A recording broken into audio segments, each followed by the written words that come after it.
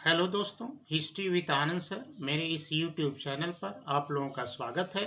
झारखंड के इतिहास को हम लोग आगे बढ़ाएंगे और आज हम लोग मुगल कालीन झारखंड को देखने का प्रयास करेंगे। मुगल काल के दौरान खास करके आज के इस वीडियो में बाबर से लेकर के जहांगीर तक के काल को हम लोग देखेंगे। बाबर से लेकर जहांगीर तक का जो काल था, तो यहाँ के मतलब झारखंड के क्षेत्रीय राजाओं के साथ इन बादशाहों के किस प्रकार के संबंध रहे। इस अवधि में जो भी घटनाएं घटी उनमें परीक्षा की दृष्टि से महत्वपूर्ण घटनाएं क्या थीं, इसको हम लोग जो है सो चिन्हित करने का प्रयास करेंगे।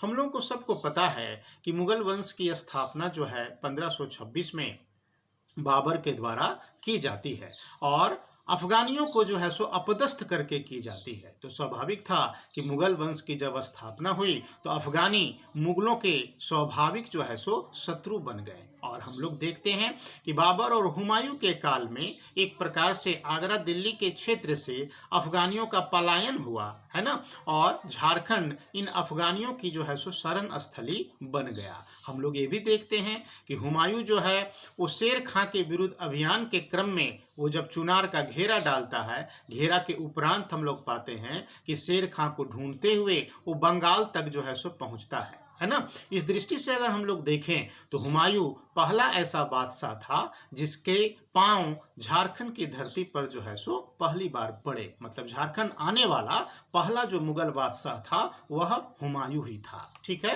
अब हम लोग देखते हैं कि 1528 तक हुमायूं दक्षिण बिहार का, जिसमें झारखंड का हमारा पूरा इलाका शामिल है, तो दक्षिण बिहार का जो है सो वो स्वतंत्र शासक जो है सो बन जाता है। एक प्रकार से रोहतास से लेकर के पूरा का पूरा झारखंड का क्षेत्र और बंगाल तक का इलाका जो है वह शेर खां के जो है सो अधीन हो जाता है। ठीक है, हम लोग ये भी देखते हैं कि 1534 में शेर खां जो है बंगाल के शासक, जिसका नाम हम लोग महमूद खां देखते हैं, तो बंगाल के शासक महमूद खां को सूरजगढ़ के युद्ध में जो है सो पराजित कर देता है और एक स्वतंत्र शासक जो है सो बन जाता है।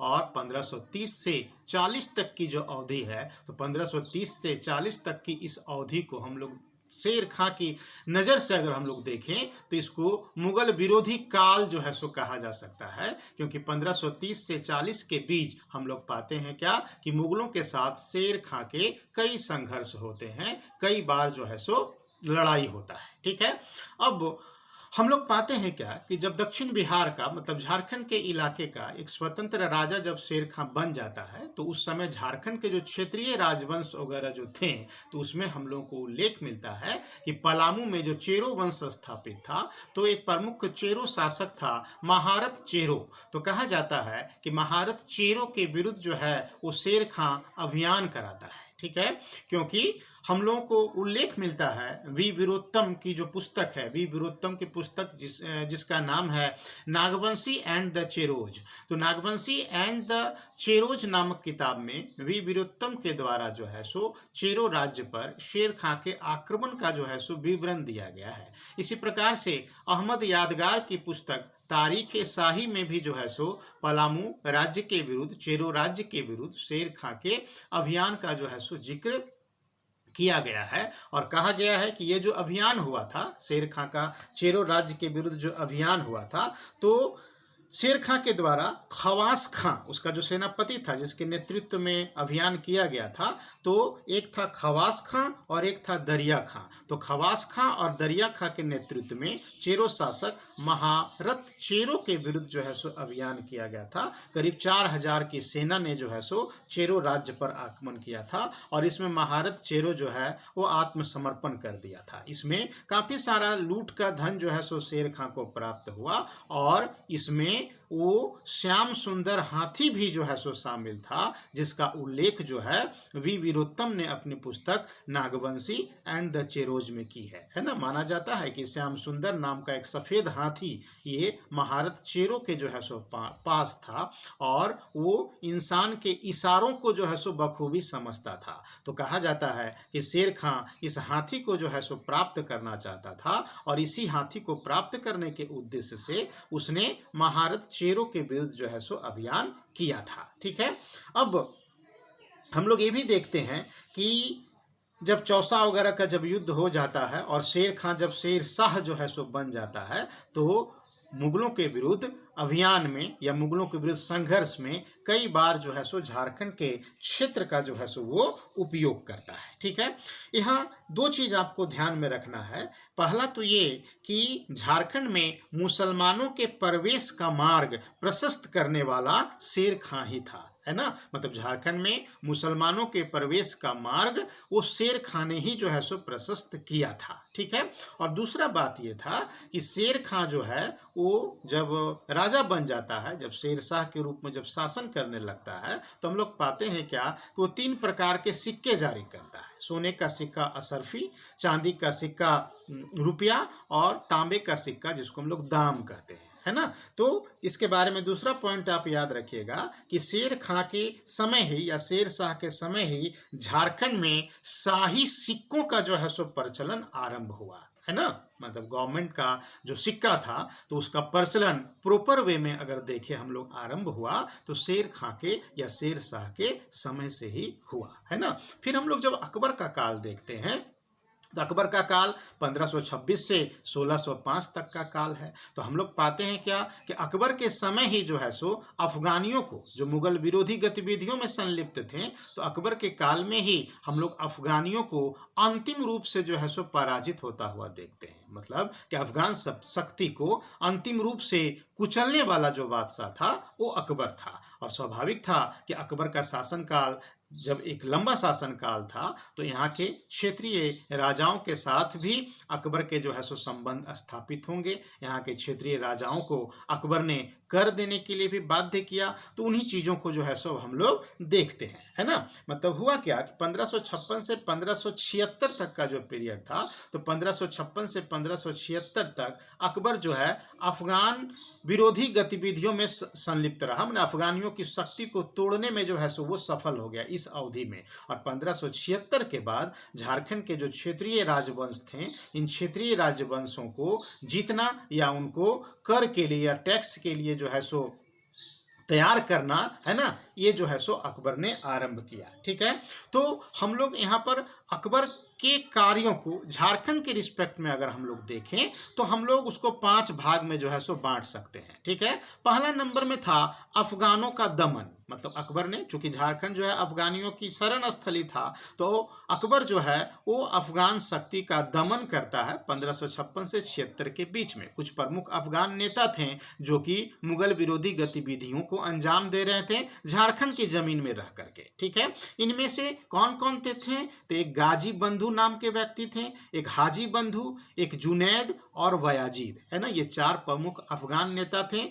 जो मुगलों के विरुद्ध जो है सो षड्यंत्र कर रहे थे। तो कहा जाता है कि अकबर ने जो है सो इन अफगान नेताओं को, है ना, अपनी सेना भेज करके जो है समाप्त किया। कहा जाता है कि टकरोई और रामपुर के युद्ध में मुगलों ने जो है सो अफगानियों को पराजित किया और अफगानियों का जो प्रमुख नेता जुनैद था वह जो है सो मारा गया। 1576 तक अंतिम रूप से अफगान लोग जो है सो वो पराजित हो गए। ठीक है, तो ये एक इम्पॉर्टेंट काम था झारखंड के रिस्पेक्ट में अकबर का कि अफगानियों का जो है सो वो दमन करता है। फिर हम लोग पाते हैं क्या कि छोटा नागपुर का जो नाग वंश था, है ना, तो छोटा नागपुर का जो नाग वंश था, तो कहा जाता है कि अकबर के समय छोटा नागपुर के नाग वंश के अंतर्गत जो राजा शासन कर रहे थे उनका नाम था मधुकरण शाह। मतलब कि नागवंशी शासक मधुकरण शाह अकबर के जो है सो समकालीन था, है ना। तो कहा जाता है कि 1585 में शाहबाज खां के नेतृत्व में एक सेना जो है सो भेजी गई मधुकरण शाह के अगेंस्ट में, है ना, और उसको अधीनता स्वीकार करने के लिए जो है सो बाध्य किया गया। ठीक है, अबुल फजल ने भी जो है सो इसका उल्लेख किया है कि मधुकरण शाह के द्वारा जो है सो अकबर की अधीनता जो है स्वीकार किया गया था, है ना, और मधुकरण शाह टैक्स देने के लिए भी तैयार हो गया। तो इस दृष्टि से कहा जाता है कि अकबर माने झारखंड के क्षेत्रीय राजाओं से, है ना, व्यवस्थित तरीके से कर वसूलने वाला अकबर पहला राजा था, है ना। वो पहला मुगल राजा कहें कि पहला ये मुगल राजा था जिसने झारखंड के क्षेत्रीय राजाओं से व्यवस्थित तरीके से कर वसूलना आरंभ किया। ठीक है, अब हम लोग पाते हैं क्या कि मधुकरण शाह को अपनी अधीनता में लाने के पश्चात 1590-92 में मान सिंह के नेतृत्व में उड़ीसा के शासक कुतुल खां और उसके बेटे निसार खां के विरुद्ध जो है सो अभियान किया गया, है ना। मतलब कि 1590-92 में हम लोग पाते हैं क्या कि मान सिंह को जो है सो भेजा गया। उड़ीसा में जो राजा थे जिनका नाम था कुतुल खां और उनका पुत्र जो था निसार खां, इन दोनों के विरुद्ध जो है सो सेना लेकर मान सिंह को जो है सो भेजा गया। और कहा जाता है कि उड़ीसा के विरुद्ध जो है सो इस युद्ध में मधुकरण शाह ने मुगलों की जो है सो मदद की थी, है ना।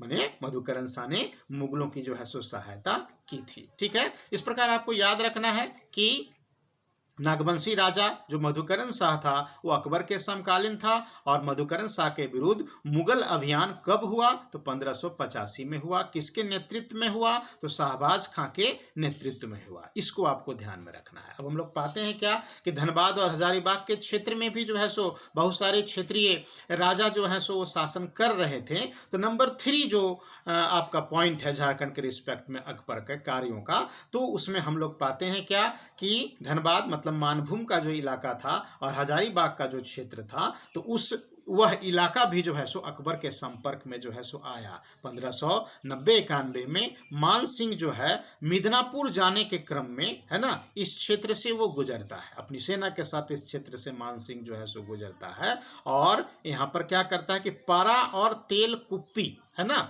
पारा एक जगह का नाम है, तेल कुप्पी भी एक जगह का नाम है। तो पारा और तेल कुप्पी के मंदिरों का जो है सो जीर्णोद्धार करता है मान सिंह, है ना। मान सिंह एक हिंदू था और कहा जाता है कि जब वो मानभूम के क्षेत्र में एक्टिव था, है ना, तो उसने पारा और तेल कुप्पी के मंदिरों का जो है सो जीर्णोद्धार किया था। ठीक है, फिर पंचेत का किला जो बना तो कहा जाता है कि पंचेत का किला भी इसी समय बना और पंचेत का किला का जो निर्माण हुआ तो उसमें मानसिंह की भूमिका भी जो है सो स्वीकार की जाती है। ठीक है, फिर हजारीबाग जो क्षेत्र था उसमें 2 ऐसे परगने थे जो बिहार प्रांत के परगनों में शामिल थे।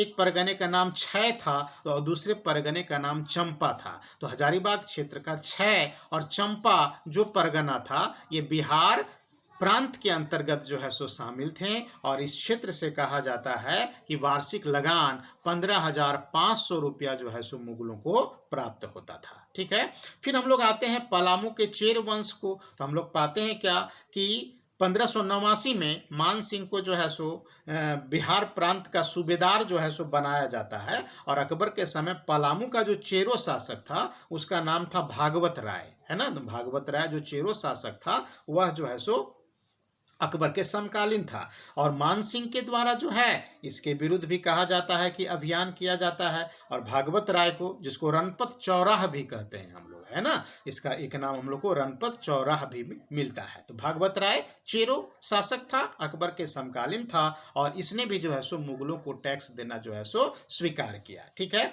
1605 में जब हम लोग देखते हैं क्या कि अकबर की जब मृत्यु हो जाती है तो चेरो जो राजवंश था जिसने मुगलों की अधीनता स्वीकार की थी ये अपनी स्वतंत्रता की जो है सो घोषणा कर देता है। ठीक है, ये तो बाद में देखेंगे हम लोग।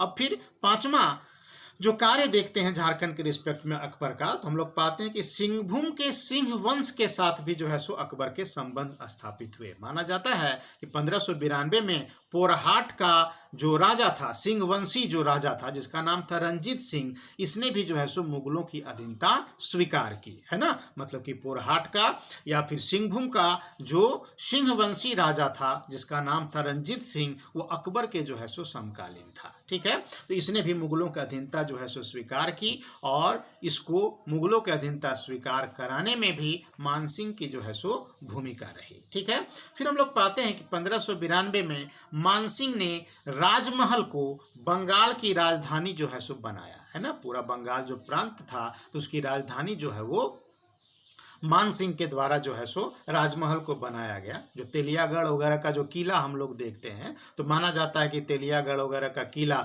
मान सिंह के द्वारा ही जो है सो बनवाया गया था, जो कि एक प्रकार से एक इंट्रेंस गेट था, बंगाल में प्रवेश करने का जो है सो वो द्वार माना जाता था, है ना।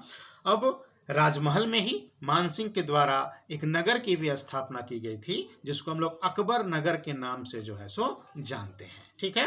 अब अकबर के पश्चात जहांगीर का जो है सो शासन आरंभ होता है, और जहांगीर का शासन जो है सो हम लोग देखते हैं कि 1605 से 27 तक रहता है। तो जहांगीर के समय हम लोग देखते हैं क्या कि जो प्रमुख जो नागवंशी शासक था वो था दुर्जन साल। ये बड़ा इंपॉर्टेंट है, जहांगीर के समकालीन नागवंशी शासक दुर्जन साल था।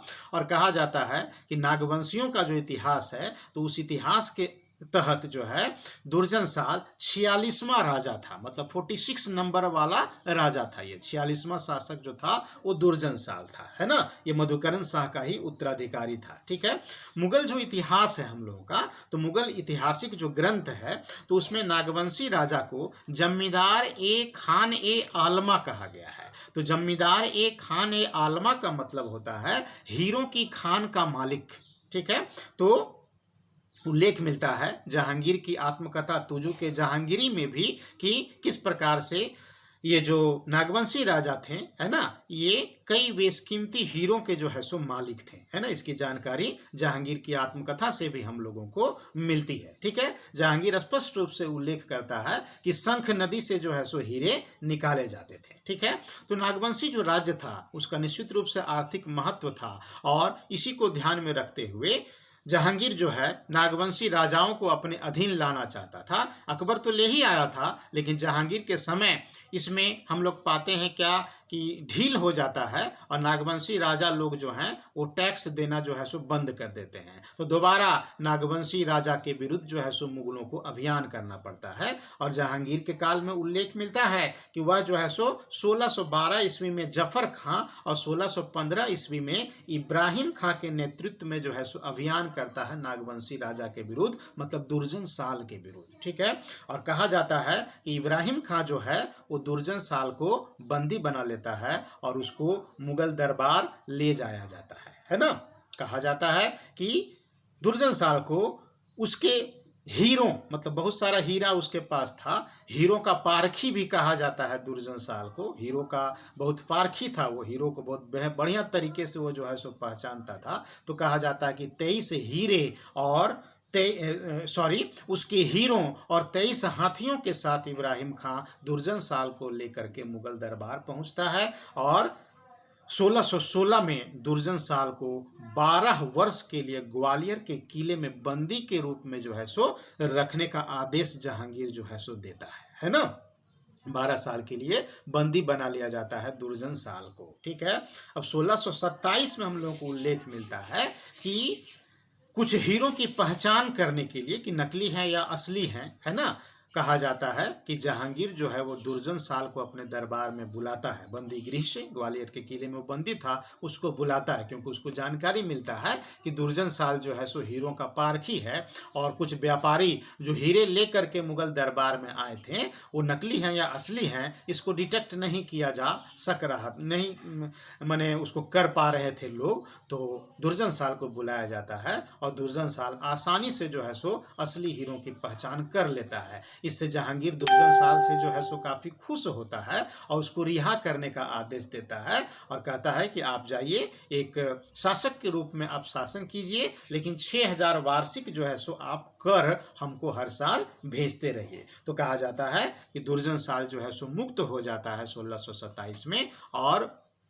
उसको जब वो आ रहा था, है ना, आगरा के क्षेत्र से वो जब वापस झारखंड आ रहा था, तो कहा जाता है कि बंगाल का जो मुगल गवर्नर था, तो दुर्जन साल को पता चलता है कि बंगाल के जो गवर्नर हैं, बिहार के जो गवर्नर हैं, तो वो कई क्षेत्रीय राजाओं को अपने यहाँ जो है सो बंदी बना करके रखे हैं। तो दुर्जन साल जो है उनसे आग्रह करता है कि इन क्षेत्रीय राजाओं को जो है सो मुक्त कर दिया जाए, है ना। तो दुर्जन साल की बात को माना जाता है, और कई क्षेत्रीय राजाओं को बिहार का जो है सो गवर्नर छोड़ देता है ना।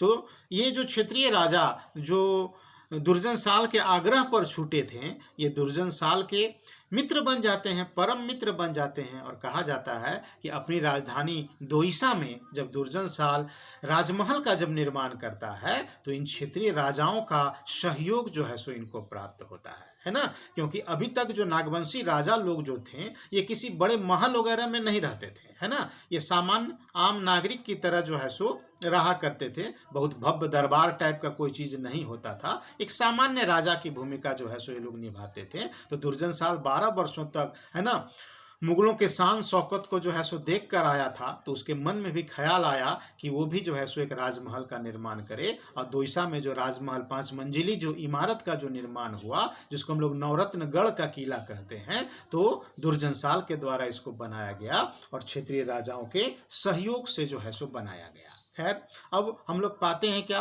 कि 1607 ईस्वी में पलामू का जो चेरो शासक था, जिसका नाम अनंत राय था, ये जहांगीर के जो है सो समकालीन था, जो भागवत राय का उत्तराधिकारी था। ठीक है, इसके विरुद्ध भी जो है सो मुगल अभियान होता है, अफजल खां के नेतृत्व में अभियान होता है। ये अफजल खां जो है अबुल फजल का पुत्र था। तो अफजल खां के नेतृत्व में पलामू के चेरो शासक अनंत राय के विरुद्ध जो है सो अभियान किया जाता है, जो विफल रहता है। 1612 में हम लोगों को उल्लेख मिलता है कि सहबल राय पलामू का जो है सो राजा बनता है ना। चेरो राजा सहबल राय बनता है। सहबल राय को जो है सो बंदी बना करके जो है सो आगरा दरबार में लाया जाता है। और कहा जाता है कि जहांगीर ने अपने इंटरटेनमेंट के लिए, अपने मनोरंजन के लिए सहबल राय को एक बाघ के साथ युद्ध करने के लिए कहता है ना।